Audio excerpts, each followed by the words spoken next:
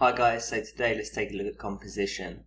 Getting an image to look great is much more than loading a model and adding a camera, so composition can help. So here's a few things I would suggest. Today we're going to go over how to collect cool images for reference, composition ideas and useful tools to achieve good composition.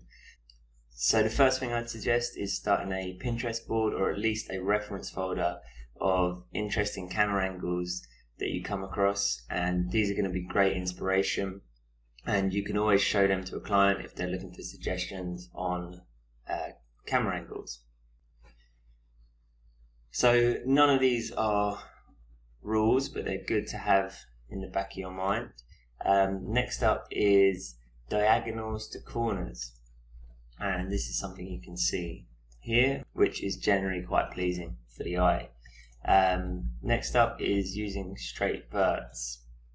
So this is something that's common in architectural photography, and seeing as we are virtual architectural photographers, we're going to do the same, and you can see how it's done here, and you can also see how that actually improves the image.